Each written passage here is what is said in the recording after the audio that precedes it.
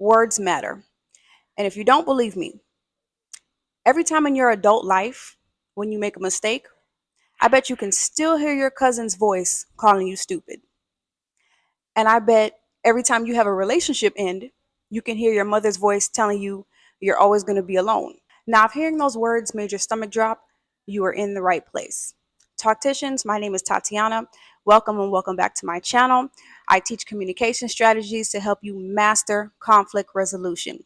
And today we're talking about the connection between generational curses and communication. I'm going to share a little bit of my story and my perspective. And then I'm going to give us some concrete things, some things that we can actually do and say to shift from hurting people to helping people that we love. So, just a little bit about my story. I grew up in church under the leadership of an amazing mother who truly understood the impact of words on the human spirit. And she would always tell us the power of life and death is in the tongue. And she was very, very intentional about using her voice to build us up. What confused me as a child was we would go in church and we would hear Bible verses talking about being kind and, you know, being treated the way that you want to be treated. I don't even know if that's biblical, but anyway, we would hear things like that and we would talk to each other in these light and airy tones when we're in the building. But by the time you got to the parking lot, everybody was cussing each other out. And it was these same people that came in the church hats and, had on the best attire and were, they had their hands up in praise and worship and would go home and tell their kids that they're going to amount to nothing. And that was really confusing for me. So I would ask my mom, like, what's up with that? I'm not really understanding how we can sit in here and pray and cry and do all of these theatrics, but then go home and talk to people this way. And she would always tell me, well, the church is a hospital. Now, whenever she told me that, I would get really upset because I just felt like it was an excuse to cover the bad behavior that I was seeing. I'll acknowledge the truth in that statement, but there's a deeper message that needs to be explored. The unhealthy communication patterns that I was seeing from people in the church and just people in the community, it was a symptom of the generational curses that their families were carrying. So we're going to church and we're reciting Bible verses, but that was like putting a band-aid on trauma that truly needed a full operation and needed some rehab. So let's take a minute to deal with that trauma. And we start that process by just defining what it is. So, what is a generational curse? It's the negative beliefs, behaviors, and circumstances that are passed down to multiple generations. So, examples of this could be mental health issues, poverty, addiction, violence, and for the sake of today's video, toxic communication. So, then what is effective communication? It's a process of sharing ideas, thoughts, information in a way that's clear enough for the other person to understand. So, in talking about generational curses, I got to talk about generational beliefs. And the first one that comes to mind is children are to be seen and not heard. And on the surface, it may sound very light, like it's not a big deal. But at the root of it, we're dealing with adults who were silenced when they were young, adults who are tired, overworked, and are trying to parent with the heavy weight of all of those generational curses, the generational pain that we feel. And then that cycle continues and gets passed down to the next generation. So when we say that children are to be seen and not heard, what that belief is communicating is children are property and not people. Children are to be seen and not heard. That belief is what contributed to the beatings both physically and verbally that we got whenever we had a question or whenever we questioned authority. It's that deep-seated belief children are to be seen and not heard that cause us to invalidate them when they're in their most vulnerable moments. They come to us, mommy, I have a broken crayon, and they're crying, and our response is, well, you ain't got no bills. I don't know what your problem is. So, Tatiana, where's the curse? Because that sounds pretty light to me. When we believe that children are to be seen and not heard, we end up raising children that cannot think for themselves. We raise children that definitely can't stand for themselves because we didn't give them any opportunity to do so. I mean, we said they are to be seen and not heard. So they have no practice.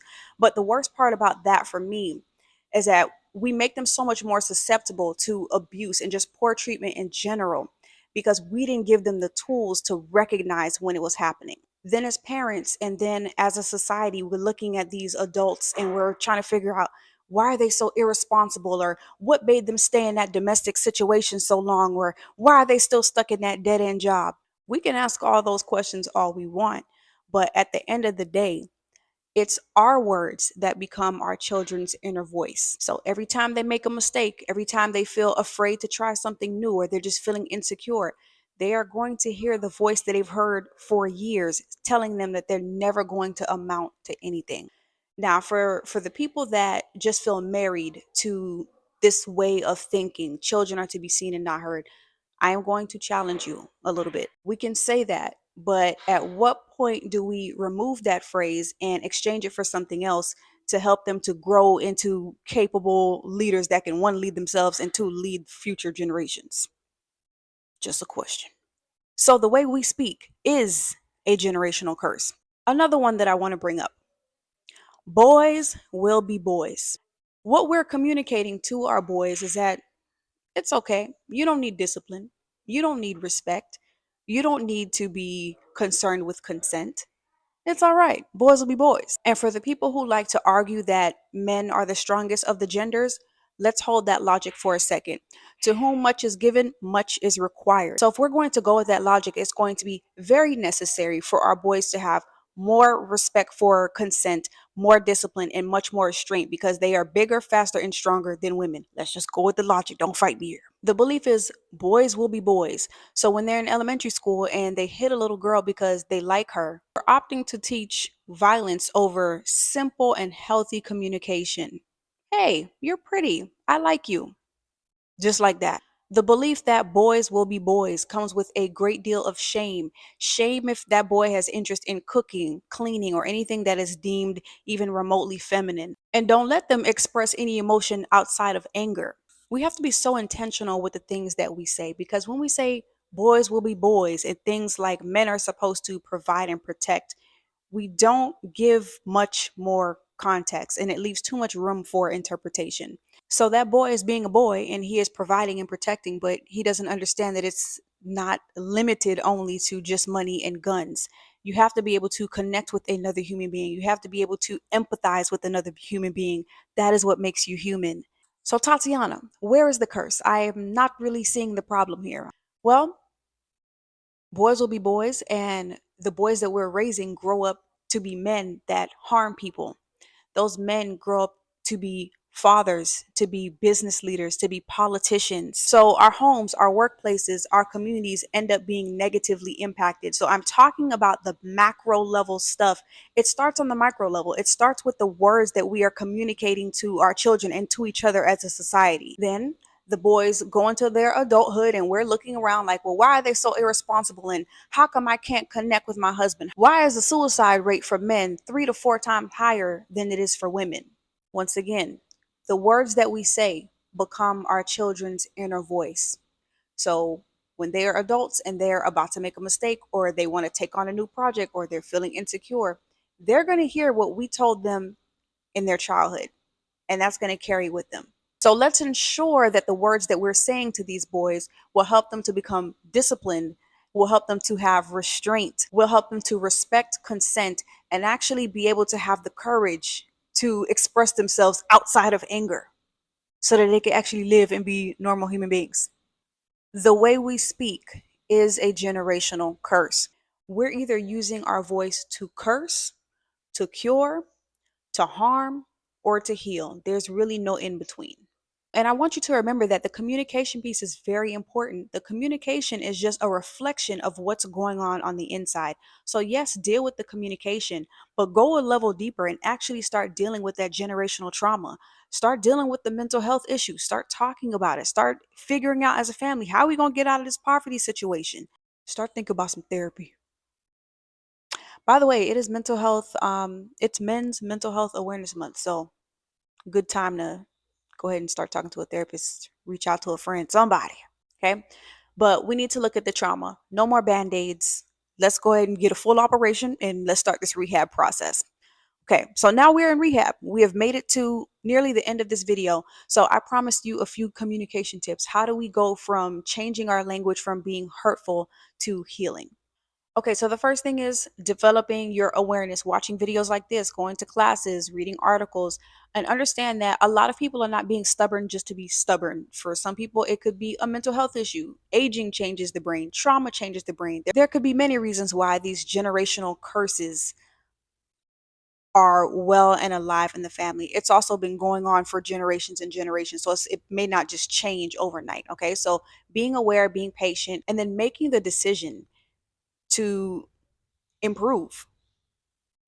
It's going to be it can be really hard. It can be really challenging to make change. And typically when you are a generational curse breaker, you are doing this by yourself. And that can be a really lonely place. But you make that decision, one, because you want to be able to ensure that your great grandchildren have an amazing inner voice. You want to make sure that they can live better.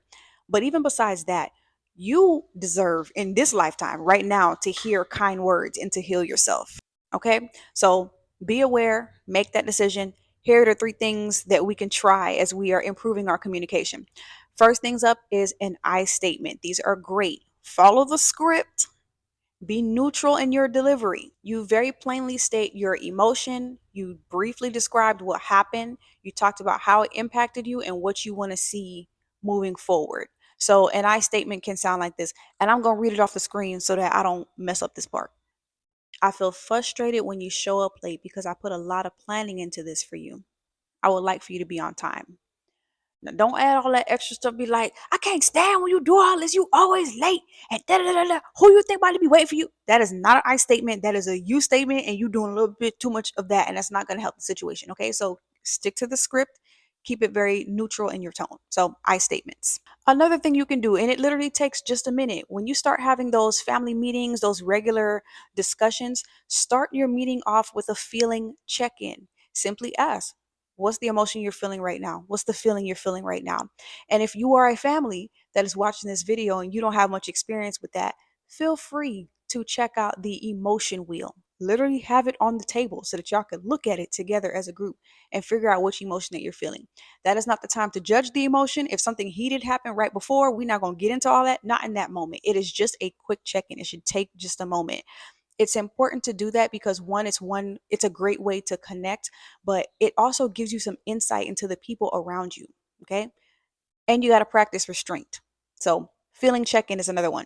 Last but not least, practice reflective listening. So that's basically just repeating back what you think you heard. When the person finishes their statement, you say, what I hear you saying is dot, dot, dot.